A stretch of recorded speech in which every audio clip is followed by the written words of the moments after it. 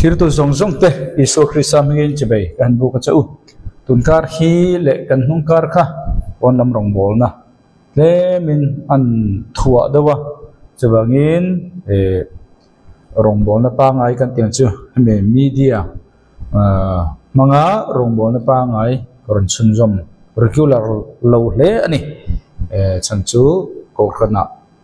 rong bol na kan ne pon na ma rong bol na kan ne ti khan alo ni ta ka chuan lo cher chuan dawa kar hi koron ritu lar thailo na chan chu ni makar lamatang chuan pathian in dam na min te anga kan zirlai kan nei thupuan te ko khan hi nge ni ti te le subject pakhat tun hun hi ko khan rep sar hun ni ti kum sari har sana chunga sim na kan ti repentance ro thak thlek na kha kan lam hamba ka khami kan zo chuan repentance ti subject kha kan zo chuan sim na ti kha kan zo chuan mi khing tharau na thodan pathian in remati chuan kan zir tura daila chong tiang chuan ani Bible school kan tan to a program hi ti hian kim mai khasa pati alo ngai ve tak sia te le Bible endik me kanaya July thla hi chuan keima lama chuan pel 5 vek katuma ka be saya kumin chunga a eng ang po ni sala a book form ani ang anga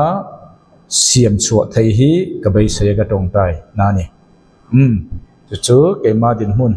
tong tai min tong tai pui tu te inom ti te ka ria kalom tak mek meu chu ka rong bol na report anga min ngai sak don ania ole boinia chuan engtin nge loman hi kan donam munan ring tu tam zo khi chuan van kai dan tur po le in ang lo kan ni ta thut me ring tu te hi achu te lama achun alom man phei hi chu soi hi kan tam lo ni ti chuan alom man hi enga ta nge tur don lo van a chun engma bik sang no om to le nem ti a te hen kan to pa ring tu te hi kan niam ru riu maya achan chang banga ti chuan Bible hi a complete zir hi kan om lem lo wa chan dam na hi kan vor ka ngur chu po chu mu mal lo tak mai hian achumin hi nul lam pia lam hi chu engma hi kan ril ruwa hen ring tam zo ka chuan om to lo ni lalpa faka chatua na zai tura hen kan in da tatlom maya achu chu Bible zirtir na ani rengem ti po sui chiang po kan om inarin om lo wa atam zok te hi chu chung chu ni ta voinia kan zir tur chu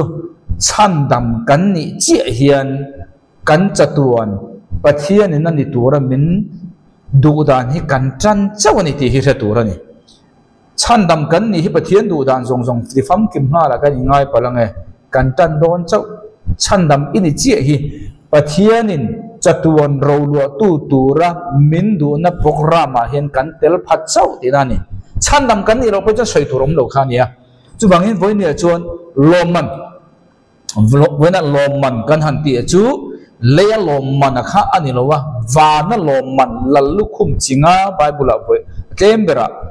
Bible a soya chu YouTube a po ka siam to a maro chu voina ka soi tur chu engtin nge chu kan thonang ti kha nia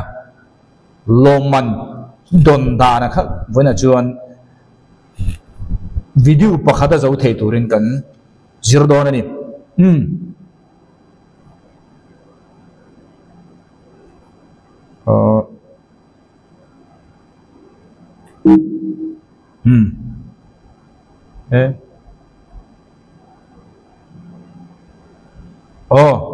hei hi kan din mun kan khiat fiat thei turin voina loman don dan kan zir dona alom man chu arhan pa in video ka siam to a voini chu loman lallu khum chinga chu Bible na soya kha chu Bible atlem ber kan monia chu dong turin enge ka ti angai ti khaboine kan thriat angai ta chu loman chu engtika nge min sem don engtika kan don ti po kha kan thriat angai le ta Bible hi tuna hian ko khan hun kan ti hian voinan press kani salvation kani 7 day kani UPC kani Baptist kani Methodist kani ti lampang kha voina ko khan ti Bible na soyani lo Bible na voina ko khan ati chu Isu Krista mo Pentecost ni atanga piang Isu thina ka thive a Isu phum rualin phuming kan oma Isu tho rualin ka thauti ring tu zong zong kha sumi kho ma chu ko khan kan ti chu ni Presbyterian chu lai mi chu mi ni lo tam takan om don 7 day chung tiang ni mi arin om don Methodist chung tiang ni mi arin om don ko khana chon le in om ma se Krista ko khana om mi alo chan dama chang mi alo ko khan intifuk kan om thai voinen le ko khan hami denomination ka kan soilo ko khan hun kan te hian Isu Krista mo nupui khami kan soi hun khani Isu thi na thia Isu phu ma phum ru aloma Isu thole na ka thoni ti thinlunga ring tu ka apuang chok tu te chumi hlom khom soi na ni chung chu he hun hi an reng don lo chatuan ning tu na tanga kumrei pui po ni to don lo kan ma lo ka hian rapture ti mangin ti to ani don ani rapture hi Bible om lo kan ti ming om hi kan lom me Bible ming om mat kan han ti ming om po kan zom nei lo ming om lo phei chung sei tu rom lo ani ta lo mi then khat tam tak chu Bible om ngai chi om then khat chu ngai mi lo bi hing ten kan thia thiama fia mai tu rom ta tu na rapture kan ti chu Bible om lo kan te huai deu soi tok po kan oma chu kan ni da na ni rapture hi om lo ani lo wa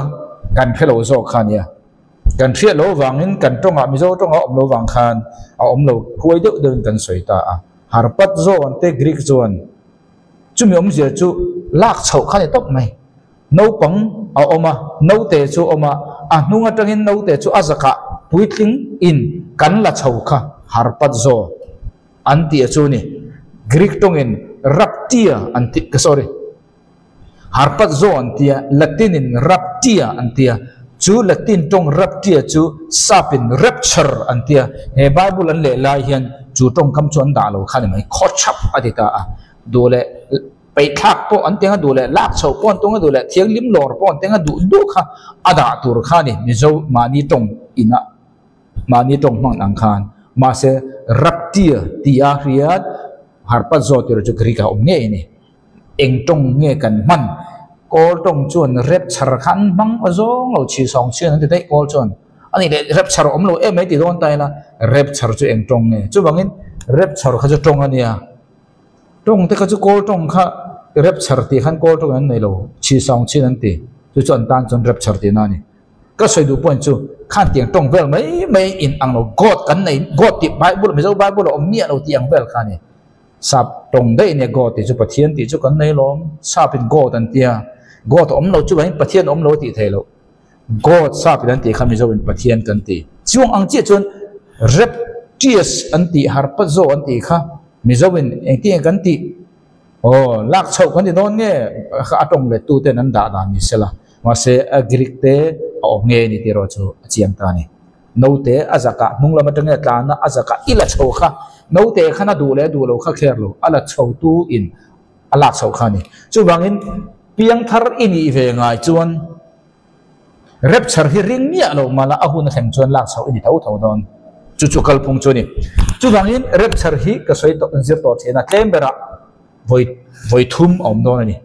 lai ka ra hen voi khata omanga ta hen voi khatom do kang heng hi ba dul nen kan sirvek to chu wangin voi ne kan zir tur chu rep char hi reilo te alo thleng do na an lomi gal iso na soi kha hosea bungru cham nia nin hi nuwa chuan min tung ding le anga ani ta hosea bungru chang ni nin hi nuwa chuan min tung ding le ti chung kha nin hi nu kum sang thum naนี่ขัดจุกุมสังขัดนี่จนกุมสังนี่จุมินนัวจนอิสราเอลกับประเทศตุ้งดิ้งเลยโดนแต่ยันมิลเลนเนียลคิงดอมกันตีค่ะจุบังอิสุอาฮิอาลูกัลเลยโดน second coming Bible in detail in เฮมินี่เฮมิกุมตีเฟียตะเกินสวยโลมาร์จุเจียงรอจุกุมนี่นัวอันนี้โดนนี่กุมนี่ก็สินี่นัวอันนี้โดนนี่ขัดจุกุมสังขัดเจเลยจนกุมสังนี่นัวอันนี้โดนเอ็งอ่างนัวเงี้ยกันเทโลมินิทขัดนัวเงี้ย second ขัดนัวเงี้ยดาร์การเงี้ยอากุมเงี้ยกันเทโลมาเสียเจียงรอจนนี่นัวจนนี่พอดอันนี้จนนี่นัวที่เจียงตัวจนอีโซโลกัลมาสักอัตังปอกัน chiên lệ ngay ta chú bang Isu hi edi som thuma local ngai oma thum nia local ngai oma eng po ni ro se thum nia po han handa photang Isu hi edi som thum pa nia khana kala lo dang ani chuan kum sang ni tur chuan sang ni som thum le pa ni hian Isu voi khatalo kal kha edi som thum pa nia ani ngai chuan kum sang ni chu sang ni som thum le pa nia ani don ta chia mà sẽ chú ta chun alo kalang Bible he telwa chumin nu ati wangin kum sang ni nu kha eng anga nu nge kan hello mà ro chiang ro chu kum sang ni nu chu ni phot chu lo ni ta eng ang nu po lo ni se kum sang ni nu I so lo kal hun tu ra hi kum sang ni nu chu nia alo kal hun tur alo na pera ma akum saria atlem na pera thenin kum som jan tia mase ahar san na chung ro chu kum sari khaba kha chuang thailo khaba khan tlem thailo bok mara chu hemi hun chung pum pui hi kum som ni thaya ngai ni mase har san ro ko chu kum sari chau tur chu ni kan soi dan kar them ni karing chu bang jon Isu a second coming tur hi alo kalma satatanga kum sang ni nuwa ania eng ang nu nge di chu kan thelo ba mara chu kum sang ni som thum pan hi chu som thum pan hi kha alo kal kumani chuan kum sang hi chu ni phot don ti na ni chu chu da tanga reilowa chuan Isu alo kal ngei do na second coming chu mi ma a kum sari alo bera khan rep char chu a om ngai ta ni chu bangin tuna kan hun kan khovel enta ila ni riat march ni riata khan koram India a 7.7 anna in lirangenga khovel tu na kan thir theu kan lungai rilu om kan tur tak me bani ma ni mun thewa taksa in theng thailo mai la kan tong tai saka kan thei ang tok in kan ti thei tok kan ti ya chu bak lo chu mun hla om chon kan ti thei mi alo boine hen kan soi du point chu lirnging khovela hian an record to si nga linging na pui hi voice mo alien thawani kan soi chu record an nei to a chu ta chuan 9 point something hi chu voi ni khat thleng to history khovel history voi khat ma train hi ala thleng lo ti thei ni tunami thleng me Thailand le Burma a ni som ni priat mar se thleng hi 7.7 chau ala dia ma se anat zia kan thaveka 9 te phei chu eng khopeng ya nat don 10 phei chu an record to jinga chon kala humi alo kamu lo ten di khan lo chon ka soi du point chu heti khopana kan tuara kan mang anga among chia an lo mi chu ni ta a mak deu mai chu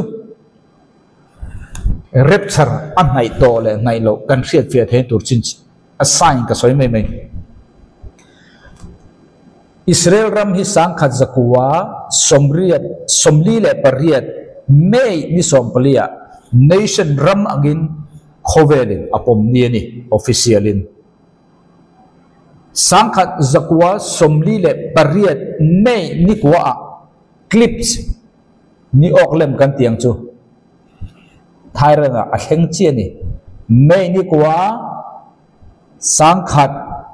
zakwa somli le pariata Israel nation anga adin ma ninga veladu ina ni chu ni oklem kha heng chi ni Thailand ma kumin sang ni somni le panga march ni somni pa kwa a ni oklem kan ti kha Thailand ma heng le ta chi ni chuangin thil kha amak trumo chumini nga tanga me ni kwa sang kha ko somli le pariat ninga na in Israel khan nation amin UN manga recognize khania chu tu na ya thleng le a thil chu mei chu a ang no khop mai kha chiang ta ni chu lir nging chu kan soi du tak chu herep serhian thleng chia thupuan kan zirla ya hren chon na riang thupuan zirla hi khirdan chi rang oma tuna study kan zirla hi khirdan chi khadania khirdan chi dang le a chuan sakorvar chon antichrist kan zirlai mek kan zirdan mek ron soi pot antichrist chon sakor sen indona nuclear te ranchokang sakordum tam sakordang ransa sazuwanga mi noi sing billion khovel an thi chin chiana palina thlenga chau khan chin chiana pangana chun hemi chunga kumsari har sanna ma sajok chunga ring tu te nei sata mong tana thi khani chin chiana parugna chuan khovel zapui so polar axis ante so sondop khoba lir hing ha thing don ani ka soidu pon tu na lir hing he ana tereng nen nakina helai lo theng tur polar axis khovel zapui so son khoba lir hing nen na te khin chuan nau te po thuklo chung te chu alo theng do na reilo te ya chu chu tu hona mo rapture anenga chu rapture pathian thin urna Krista a alai buak ring tu te zong zong kha chu a thin urna chu paltlang min phal velo min la chawa a ring du lo tu te kha helai hona hian pathian in a thin urna alai bodon ani chu pathian thin urna lai bodu voinia isu Krista alai buak ring tu ten kan han changle turangai te rapture om lo ti kha ta kan pathian thu hi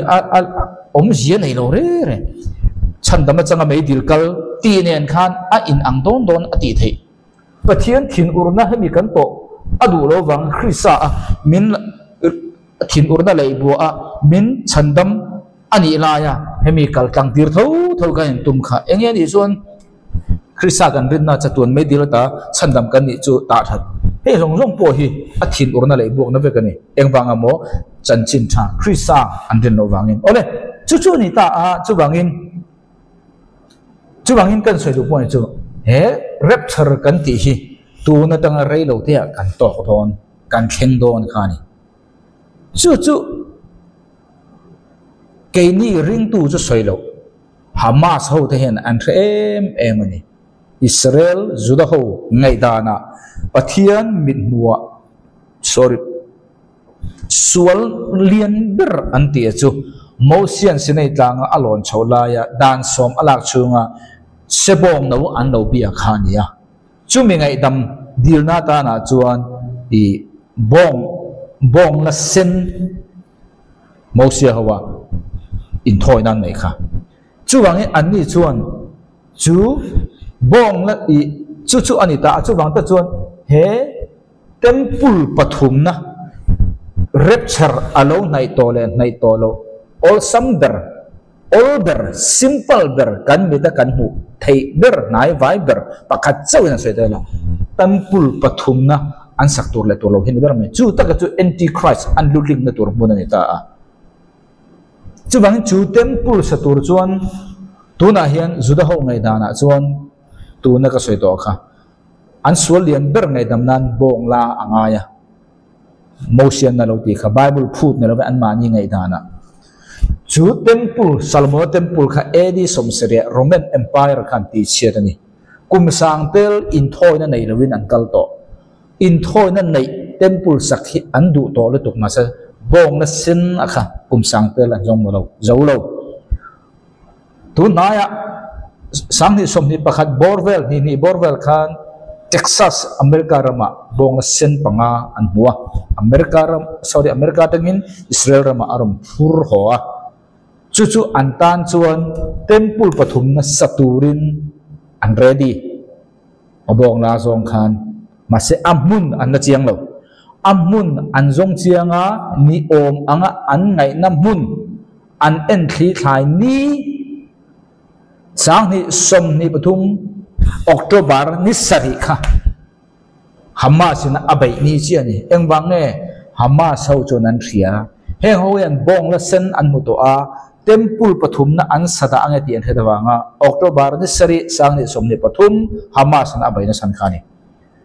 tu na hian kumalogal zela sang ni som ni panga alo ni to a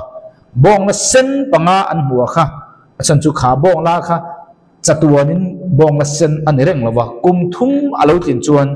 asen kha rong danga an sen thai chuwangin an soida chatunan panga jinga bong la sen panga jinga mi pathuma kha adong danga athak to ani chuan temple sakna turata na in thoina tak to mi ano pani aro chu tun thleng chuan asen alani khami pani kha antiang nge adang son le ma in nge nakina pathian in adang pele zo kan kan hello tuna Donald Trump president ni me Israel ram boru kan thevek bok tam jok chuan mo khani ta kan sei du point chung he rapture anai to le nai lo chu bible a pek kan ni kan zong mu le chau mar chu kan thiat dan ol samber tura kan sei thei tur om chun chu temple pathum na hi an sal le salo khian kikin kongro e rapture hun hi kongro su ta le ni achan chu antichrist in lulim na tur ani ka tawangin tuna chi chuan an la salo eng ang hu dange sakan eng hu dange sak don kan thelo mar chu ke ni mitina amu nai vai ber rapture atana chinchiana ol samber ta jingami ati thai ome chu lo ni ta chu wangin chu hun chu reilo te a kan thleng do na Donald Trump hun la hian an talang nge kan thelo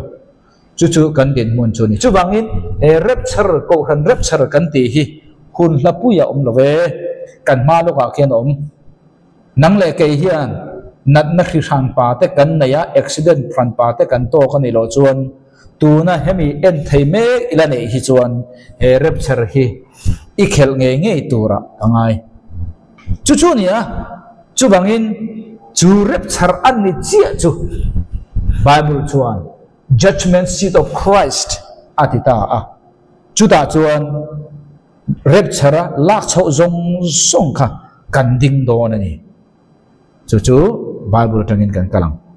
chu bangin boina kan zir tur hi lo man tam sem to nge tang kai na kan ti mai mayang achan chu bible khan zirti na kan dong ngai tat lova atang kai na po kan thelo om le pon attention kan thelo then ka chen rep char po om lo mi kan ti mai heng te pal tang vak tura kan ngai chu ne millennial po om po ring lem lo va na om tura ngai po kan om the chi rang kha kan ni noi do na ni eng pon ro se bible zirtina simple taka kan kal chuan heng zong hi ani dan turin bible en avu ang heron re thap mayang ole chu judgment seat of Christ Christian chu khoyang he bible om reng ti kha zo na om theya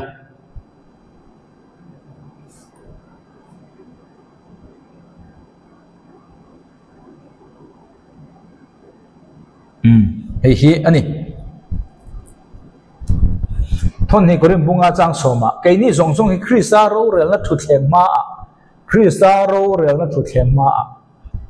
ta hian kan ding do ni thon ni korin bunga changa nang le ke hi isu thi ron ka thia phumin kom ve a tho rolin ka tho le ni ti thin lunga ring tu ni chuan rapture hun hi aron thlen chuan i ring lo in om zia nei lo i tel tho don mar zu tu mi zo chia chon Christa ro rel ma kan dinga isual kha tia ro rel tur kha ne lo isual la budon lo piang thari ni tla dawangin Christa thi sena isual te chatuan be ngai da mani isual la mudon lo mar chu enge min ti don kan lang tur ani mitinin ama taksa athil ti te angzaling i taksa khowela tun na ka soilai me ka khowela ilo lo oma ilo ngai khame ka nia ithil ti to te angzelin adon thainan ti in ani chuan chu ati to angzelin chu achia ani emo atha ani emo amu thainan he khovel nang le kei rapture ma akan dam chunga kan khosak dan kan che dan kan na tho dan rong kan bol dan engkim mai achia atha ithil tiang zela loman ani judgment ro re la turan lo judgment ka tikha sual khem na turata na he muna hen ding kan ni lo ithil ti that chun Rikota loman dong thei tur jinga category itelle katelle tello kha min fin fia do na ni chu bible chon Christa ro rena thu the ma ti kan ding vet don rapture itela ni phot chon chu ni chu bang ta chuan thon khal khurin bung thum chang thum ma chon thon khal khurin bung thum chang som pania chuan koron cherang tuna mi tu po in he lung phum chunga rang ka chak tangka lung man tamte thing bu pol nim bulin asak chuan tu mi tu po helung phum chunga Christa chunga rangka chak tangka lung man tam al thailo pathum man ruom thing al thai bu pol ang thai nim al thei lo pathum a oma ban ruwa kha chuchuk enge kha Krista lungphum chunga Krista ta na rong ka bol kan tia na kan thona hian eng na po thok ro piang thari ni po chuan mistri po ni ro second hand zur po ni ro kuwa zur po ni ro eng ti po ni ro pastor rong bol tu evan speaker eng po ni ro rang kachak tangka lungman tam nge thing bu pol hin lar du wang lok du wang loman en ka ti kha khovel lo enin nang le ke hi chu ril ruwa rong bol kan ni chuan lungman tam chu kan no orin omlo rang kachak hi kan chanarin omlo tangka hi kan chanarin omlo bu pol vel khani rin omani asan chu lungphum chunga chuan kan ren ve ngei ang chuan kan in thria ma se kan thil tia fu lo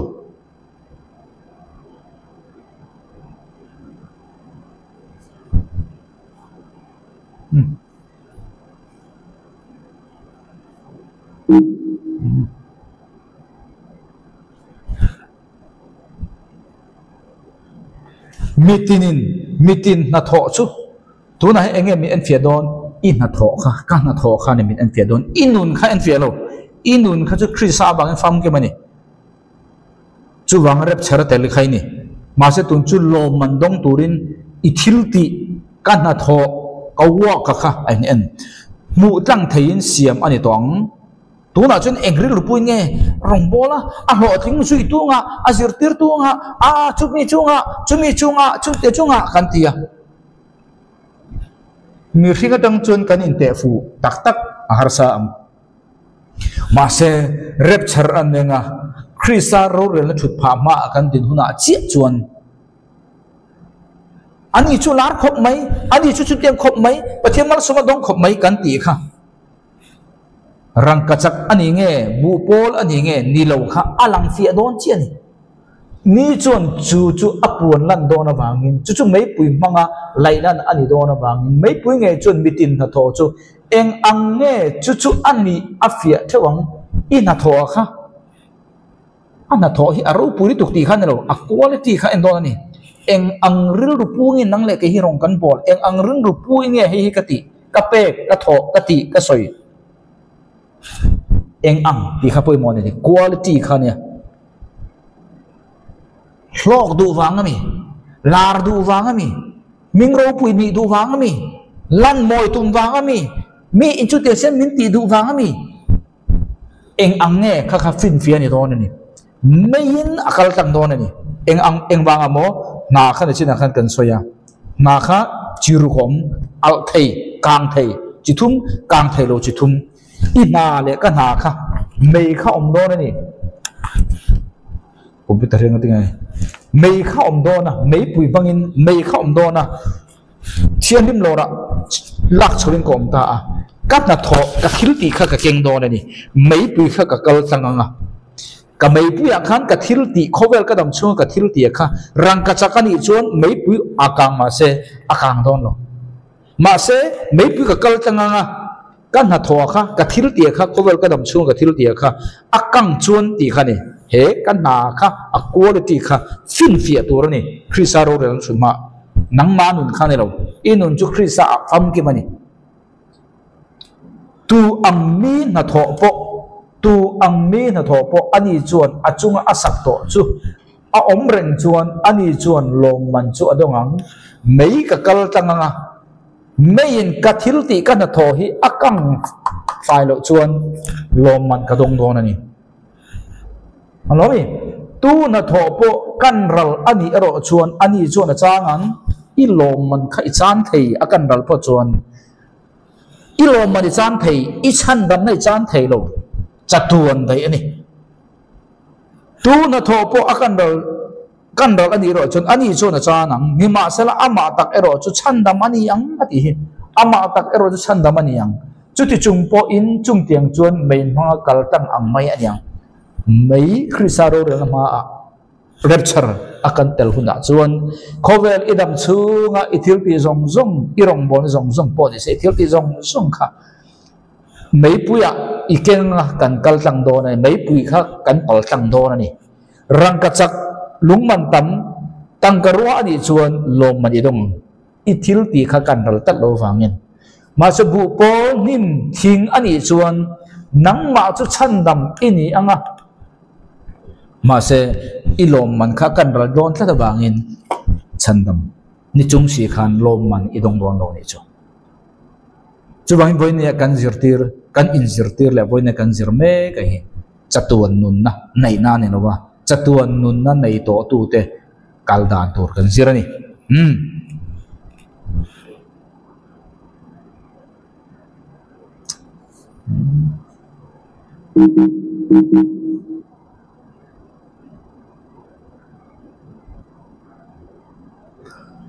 ole chuwangin ani chuan loman chu chinga om ta chu loman a lo thot kan ti kha kan loman kan chan thei chandam na kan chan thei lo kan zir to loman chu bible kan enin loman kan ti khan lalukhum panga tlem bera kan muta a chu panga chu kan zir to ni pakhat na chuan felna lalukhum kan ti ta a felna lalukhum chu a toy zo in kal don felna lalukhum om ta a felna lalukhum chu tu te ta na bo sai nge ani kan ti chuan rapture bai sei tu te ne na he felna lalukhum pe kan yang bonen unaw te u rapture om lo ti te reng reng kha ring mi asu i chatua na i ro tur rapture i bai sei na i chatuan lo man tur an pai thak sak chen ti kha pom top ro boina hen piang thar ini chon rapture ai tel tho tho don ma se irin lo na khan i om mai mai kha he felna lalukhum hi i chan to pani zirti na dik lo i don na wangin chu wangin zirti ra dik i don ring ngot khan i om mai mai kha piang thar ini to tha wangin he felna lalukhum hi han dong ta phot ani chu eng ang khopin nge zirti ra dik poi mo sia chu wangin lalukhum mu felna lalukhum hi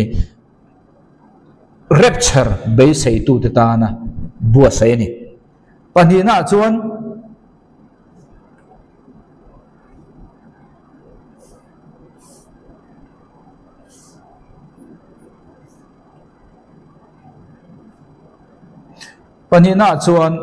nun na lalukhum ani le ta a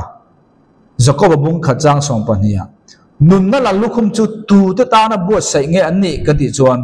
Krisa awanga tuara harsana mang ana tuara martar khenga thi khuwa makha chung chon nu nalal kum modon ni mani nung dan thiam lo te tong kam du da wang te khom na tur kha kan soilo Krisa awang le chan chin cha wanga nuama om thei reng ti du da le tur om thei reng ma se thang luya tuara martara thi ho khan tuar ho khan ti du da na musin na khe om na tuar ho khan nun na lalukhum modon ni apathum na chu enge kan ti chuan ro puina lalukhum choi theino ro puina lalukhum choi theilo chu tu te ta na bu se nge ani kan ti chuan thon khat petera bunga changthum changli kan chiar chuan berampu lalber berampu tu te nge beram te pathian thu zedik le pathian thu nung taka thanen ngai taka zirtir kai khoi tu te rongbol tu te khan hello man hemu doni pasor kani rongbol tu kani iti iwang ro kan hello mani butura ngai su na chin kan soi to kha nim ani mai the bu pol ani mai the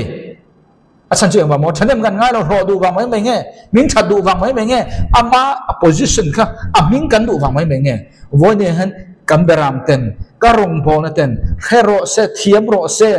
chang ro se ti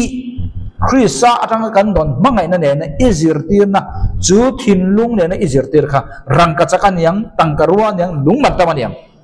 chumi ne lawa pasor moi nia evan moi nia eng moi nia zirtir tu moi nia speaker moi nia thanem ngai na om chuang lo ti ve mai mai ini chuan i don chu aurin om mia lo chu bang ta chuan ro puina la lukhum choi thelo chu thanem ngai taka bible beram te ring tu te zirtira en kola i bo se mi te khan hemi i var po chuan rongbol tu ini amo ini po in tha da in i om karing lo poi mo sin palina chuan enge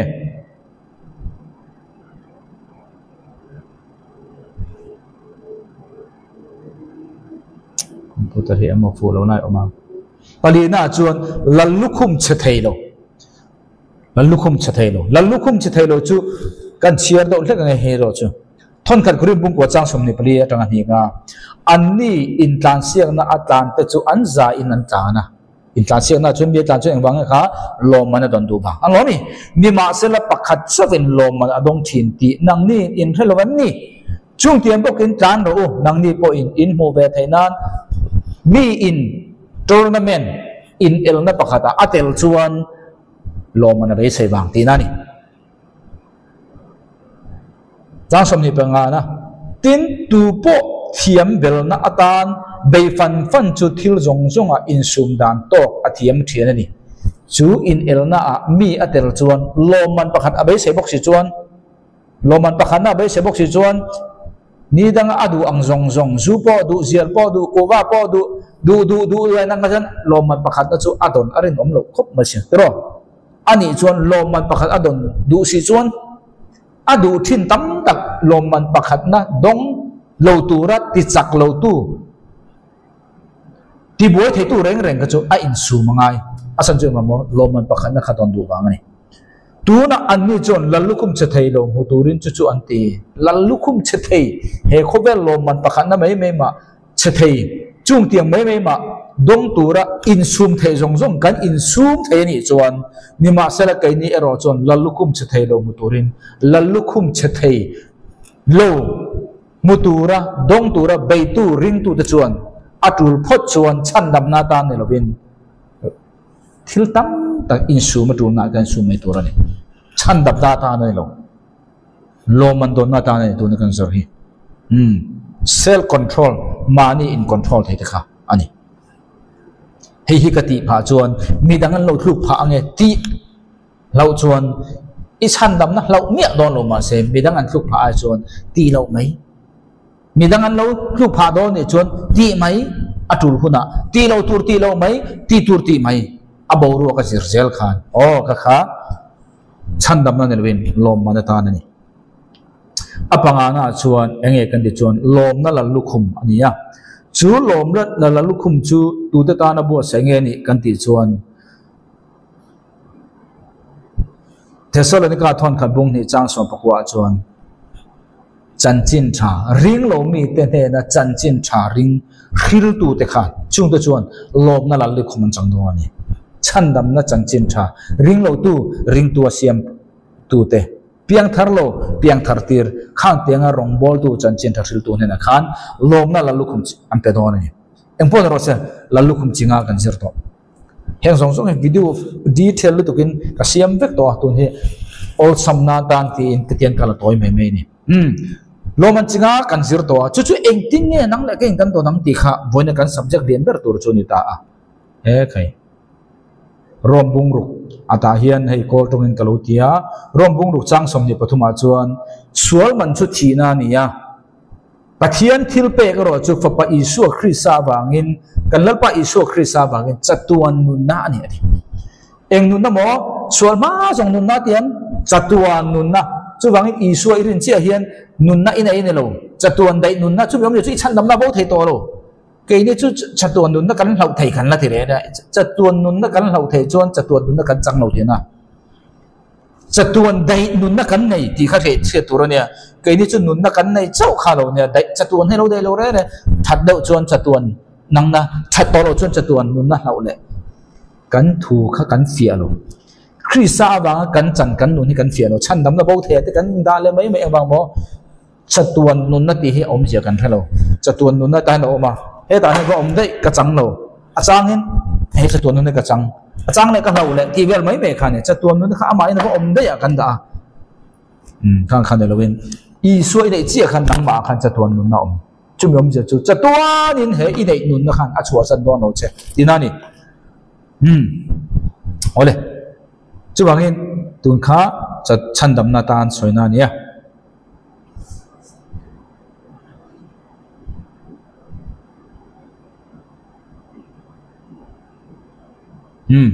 ani chuan tuna loman kan don he turin lallukhum kan don ve the turin enge kan ni Isu Krista rolo puitu te kan ni alomi ko air ani ta rolo puitu kan ni engange pakhana rolo puitu kan ni ro puina gloria Isu anen ro puina kan dom arolo puitu te kan ni wangin cherang rompong ria chang sompro tin fa te kan ni chuan rolo tu te kan ni ya ti khani hela hian fa te ti hi la siam that ngai nia fa pa te kan ni chuan ti turani fa pa te san ani ta a engwange fa pa le fa ti chu mai the fa kan ti chuan mai chia po ko ka ma se mi chiat a soina ni mi alowa sons ani ta a mi pa fa pa te ti na nia enge danglam na kan te mai the danglam na omlo ma se kan thra danglam thin engwanga mo bible in mun tam taka fa pa ati hi mai chia po mi pa po fa pa ati chan khaum ta a ke ni na mai chia nu mi pa pa khami kan clear khan na kha ani lo bible mun chen ka tam taka pathian fa pa te kan ni ti hian chumi om je chu pathian fa pa ti om je chu I tharau thi le ka tharau thi kha pathian tharau thiang limin direct in atinung le kha mai chia po ni la pathian fa pa ini engwanga mo nu ini na kha ni lo soi chu I tharau pathian tharau thiang limin direct in atinung le thi om je ni san pathian fa pa kan ni na kha kan thre fia tur kan da chuwang chon ro lo tu kan ni air enge ro lo tu kan ni pathian ro lo tu Krista ro lo pui tu te kan ni Krista ro lo pui tu kan ni eng ti khuna nge ama kan tor pui tak se chun Krista kan tor pui em voi tun la ya zirten dom Krista kan ni chuan kan nuam tu ra ni kan lim tu ra ni thil po tha ber kan nei tu ra ni ti kha ania adik lo chun mi alo pathian fa pa khan ni ta an ro mi ma se ani chun hei tika enge ni ta chumi om zia chu pathian fa pa ini pathian mal som non che chu I mal som don na chu tu lo puya kor sam chuang man lei ain kor zani thum man vel lek eleya zali zanga zaruka kha midang ma mo te ipe kha ni I om lui engwanga mo midang te ne na lo chang ve ro se ti idu wangin kan thiam do chu wang te chun ama kan tor pui tang se chun ama rualin chol moi kan omang Krista rolo pui kan ni pakhana chun eng zong nge rolo pui tur kan ni ro pui na eng ti khuna nge chu ro pui chu kan changang Krista awanga inoma inlima I dei thur chuan ti na lam khan lo I nei thur kha nei lo thur lo lui ro engwanga mo chanchin tharong bol na da na te mir thei chan pui na ta na te ram thi ma te bar maram entinan bar marama tur me ga te thailand ram nek tur me ga te ipelui nang ma mo to inaya achuang liama tul lo pui mai mo pathian fa pa ka ni ring tu ka ni kathurin hi adik ka zirti nai adik ti buru do wanga thil achuang liama ti khangai chong no chu mi in Krista awanga a hausat na Krista awanga pathian mal soma don zong kha ama mamo tul om to khol ro se ro se haro se ma se in ren chen taksi in achuang liam ma ni lui ti lui na ngata re thei huwa makhani ti lui na ngata ma ni e tor ba ka midang te pe ka kha chu ni he ba bu le so ang lo mi chu mi chau chon amarualin joy moi kan omang joy moi ti che glory khani ro pu amarualin ro pu kan omang tinang chu ni chubangin Krista ro lo tu kan nia pakhana chuan ro pu na khani he ro pu ni automatic in ichang don lo wania Krista nen he cover idam chung nge hian idu nang nge hin itur puyam atula wanga tur kha kan soi mi alo idu nang nge hin asan chu pathian fa inia pathian mal som thim don che re thei tur min chan puilo kan sur vek ma se chu re thei tur min chan puilo pathian chan mal min soma mani ma mo to mani tu to sil le fen engkim ti ba ka achuang kha midang te sem chonga midang te pek chonga midang te ta na luang chua ka inti re thei chopa kha Krista awangin chu ni kan soi chung tiang I ti huna Krista nen ro puina kan chang rol thei che eng ti huna mo Krista nen kan tor huna Isu hi tuar mi alo na thei alo mi ma se tuar lu chong chi chon ni pakhana chuan ro puina kan tor ngai chu wang voi ne tor ture in zir tina ni chu engwanga mo chan dam na ta na ne lo chatua na lalukhum in ai zira iram ri zau tur khani he takan kai le lok anga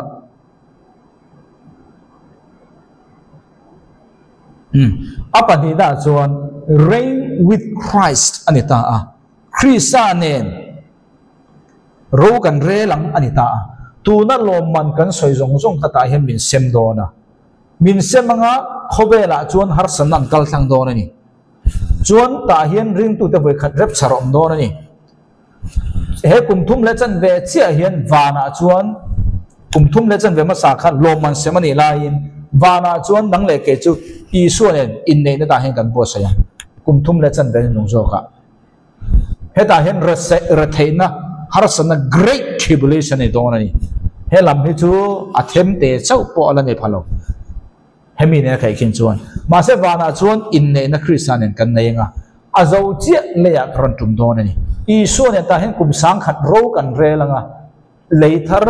van thar pathian e siamanga Jerusalem thar ron su thanga nang le kei tai lor khom jong jong hi Jerusalem a kan omanga van thar ki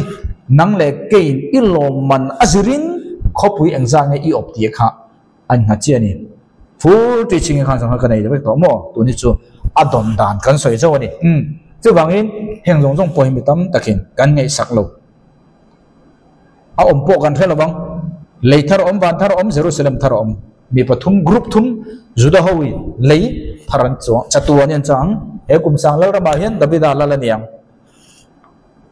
zirtir som pani de khan nam som pani chung aro on rela chatuan in ti khana chun jom hal don nang le ke chu van Jerusalem akhan omang kum sang lal ra piang tharo kha van tharan omang o ti khan oi zong in sai photang chu bangin loman helai min semaka bok nei mei na turani lo loman don ba mei tur khani lo he ta chatua na nang le ken van Jerusalem tharatanga khopui engzan nge ko obdon ti a in nga na chu ilom man lalukhum idon chunga khani kha idam chu ne lo chatuan turani kum sang lal ramatang khan iop tan don chan dam chu ini thai eng ram ma op lovin om thei bok eng jong jong teaching om vek to chu bang boina kan soi chuan kan kal tum kan kal lo palange o ti khan kha karon ko mu do me chawa karon le ni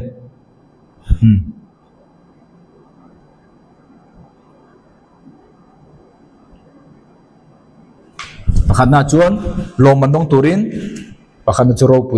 churo puina chu thil ti ngai tor na tangin isuaro puina kan tom thei apani na chuan isu nen ro kan relang eng ti khun ange ro kan relang isu nen ro rel turin enge ngai tor na ngai suffering chu bangin thon ni Timothea bong ni chang som pania kan tuar chuan ani hi Krista le achan chin thawan kan tuar ngai nom sakani lo kan nuam tur ni kan hlim tur ni kan ho sa tur ni adi chu jong jong chu nang ma du na nge Krista abang le chan chin thawang i sem chua kang i pe chua kang ta te hian mi in itur don inung chang thiam lo te i tong kam phim khulo wang te itur kha kan soi lo zirtir na dik tak mai om dan dik tak mai dik te kha iring tu pui te na ron bei don che achan chu se te na mang that chu huna chuan kan tuar chuan amarualin ro kan bel bokang eng ti kutang nge ro kan bel don kum sang lal ram ran chatuan in ro kan bel eng wanga mo Krista itor pui tlat ama nen ro rel tlak ni Krista nen itor pui mi alowa Krista nen itor mi alo ni chuan chan dam ni chuan vani kai tho don mei di le ka don lo ma se eng ram mai op lo nang ma chan tok tur mention chu chang thawang ma se khoi ram mai op lo thei chu boine hian ram tam tak op turin kan in du sakani chumi tur chuan Krista tan le achan chin thatan tor huwa mangai tor angai suffering kan te hi tor soi ve tul na po soi lo ngoi tur kham ngoi kham kha jong jong ka ho vek Yesu Krista nen ro kan del bokang kum sang lal ramatangin apathum na chuan enge kan ti chuan pathum na chuan service nia khai pastor kan ve silo evan kan ve silo chung tiang kan ve silo heng lom man hi ka ta na thei do na mi ti kha kan ril ro lo pal thei tiang thar ini pho chuan lal kha lal lukum kan soi zong zong bible om zong zong i ta vek ani thei ipiang thar tla wangin piang thar lo tan chon wanar siang ane thailo piang thar to jong jong chuan pasor ani wang chau khan khang lom man jong jong khadong tura ngai su pasor da masala athil te khabu po le chuan kangal mudong chong lo ring tu pakhat ring tu mai mai po ni la boini ha eng angin nge na i tho ti kha oi mo zo ka choni chu wangin apathum na chon service kolosa bung thum chang som ni pathum eng po in ti apiang chu rongbol tu tiam chanchin thapuang tu tiam evana tiam zirtir tu tiam speaker tiam pasor tiam eng ma selo ku wazor po nero second hand zor po nero pati kha tui phur po nero muti po nero eng mi po eng na po thokro iti apiang chu mi hing tan ang mai tilovin mi hing mit mai e alang moi mi in min fakro se mi in tuten min tiro se ti ril ruwa thok ni lovin lalpatan ang mati zo khinati zia khan kalo soi to abraham bilik rama khan ate somani an soi kangai thati bilik rama kha wangla hin khovela evangelisia hero ti theini mitam tak ama wangin sandam na anchanga pian tharani ni khat zan khat chu vantir kowin wana fan puya wana khan loman ro pui tak taka oma ama po khan loman ro pui berdong turin ai ngai ni mase vantir ko khan kalpui zelan fanga la taka tangin loman ro pui eng na tak mai hiam wa ki jong kata turan nge yang ti khan ankal zela ankal pel ta a vantir ko kha azota ngati nge hi tu ta tur nge ke mata turan mi ni lo nang mata tong tai sak tu khu ta pitar te ta so ama in ngai chon khowela ro pui min thang mi tam tak chan ti piang thar ti ngo ma se pathian dang chu chuan ama tong tai sak tu pitar te khanu te kan soi du point chu mi hing te dan khanino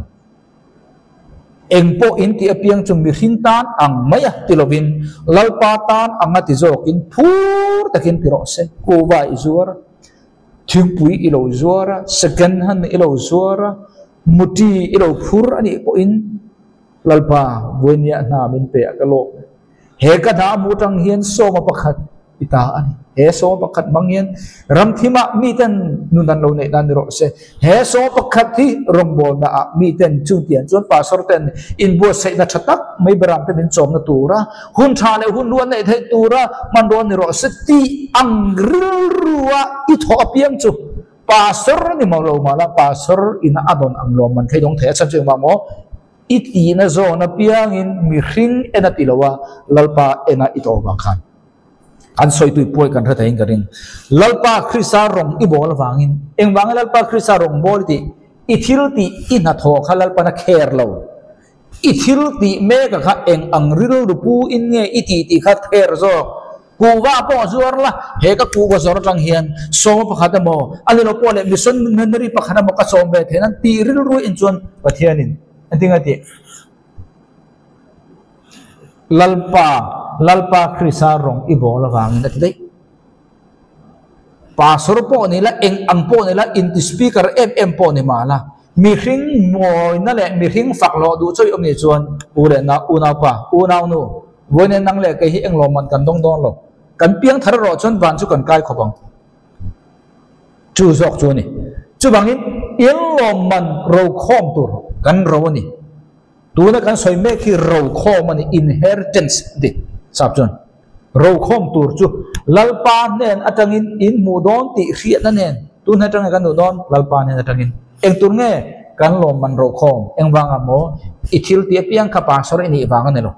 ithil ti piang speaker ini wanga ne lo eng thil po tro piang thar ini chung chu ithil ti ina tho khalal pa kher lo ina tho iril ru put kha kher chu wangin pasor ni si rongbol tu ni si thu bible zirtir tu ni si evan ni si speaker ni si in kan ril ru put a follow chon nim kan mai kan ni mel kang fai ve kan lo man kan chan thai chu chuni chu wangin mi zong zong ta ni ti ha ka soi du point a to bera lo man eng ting e kan to nang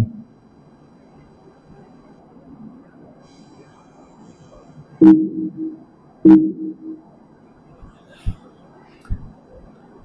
work thil thati kani ta ni thil tha iti wangin chandam in lo thil tha iti lo wang ko chandam na bo bok chong lo voi khat chandam e do chon I thil thati le ti lo kha chandam ani a piang thar te na ni lo mo piang thar lo bo thil tha ti thai piang thar bo thil suala ti thai bok ma se tu na kan soi chu nge Ivana ilo man mutu lo kongro ha kan soi ni piang thar ini le ni lo na te na po ni lo oh piang thar ini le ni lo chu gospel irin le rin lo khan kongro su chumi to nuwa ilo man ro chu ithil tin kongro su ve thung tu ni lo man kan zir bangin thil thati ania rom bung li chang li tangin changa tin na thok tu lo chu tho lo ania khongai na anga ruat anilowa bataruat anizoke amaro chu na po thoklo ma se pathian ngai saklo te chu thiam chantir tu ring zo ka ama rin chu ama felna aruat ani chuwangin na thok tu thil thai ti chuan wana lo mani dong don piang tharna ni lo chandam na ni lo kan soi to kha tu na kan cherga pero tu chuan fsc bung ni zo trep to FSC bung ni akan kan soi kan share rin na abanga khongai na manga rin na kaltlanga nangni chu chandam inni wangin hei kemale ni mo King James 16:11 khongai na manga rin na kaltlanga nangni chu chandam inni wangin nangma ni atangin anilowa chu pathian thilpe gani enge pathian thilpe chu rin na khani lo chandam na kha pathian thilpe gani thilti awang te anilowa chutelo chuan engmi po an chuang da nge chandam na kha thilti awang kan changlo chandam na kha pathianin a thona min pe kania rin na kal tangin kan lo dong ani chang som na ke ni chu ama ku chuak thil tha te tiatan Christ Isu a chuan siam kan ni a an ma nia ti chung he kha thil tha te a chuan kan kal turani ti in chu pathianin ama a aruat to ani omsia chu chandam na chu rin na in kan donga chu chandam na rin na kan dong chu thil tha kan ti na turania he thil tha iti lo wang hian I piang thar lo ti na pon elwa thil tha iti wang hian I piang thar ti na pon elwa he thil tha iti re ti lo hi chu he FSC hian na soi hi wana loman I mu na tur lo khani chu wang boinia kan zir jong jong kha enge kan ti chuan voinen rethei turin kan insertir ni chu rethei tur kan ti khan ei tur nei lo lampang kha kan soi lo sille fen nei lo lampang kha kan soi lo in le lo I lo mana pe thei lo ti lampang kha kan soi lo pathian fa in ya mal som na dong turini ma se chu nang ma du than na nge in phri sa wang le chan chin tha wang in I ei in bak le I ma mo ba a midang de na sem chuang ro chu taka chu Christana kan tor thei ama ruala optu ama ruala chomoi kan omna ama ne na rorel tu kan ni na wana loman bin don tir tu chu Christa rorel na thupha ma akan den huna loman lalukhum min chan tir tu turte te phung te ni ti kha voine kan soi thei chu ni ngai khatu song song te na kim rei lo te kan ma chon mai tur thiang lim lo rapture huna Christa rorel na thut phar ma kan na ding don chuta chuan nang boy tha le rin om bin tia khovel kan dam chunga Christa le a chan chin tha wanga cha na tu na po chan ngoi atu na po ngoi tor atu na po tora pek chu atu na po pek chu a lo man tam tak donga satuan ramzau tak mai op tu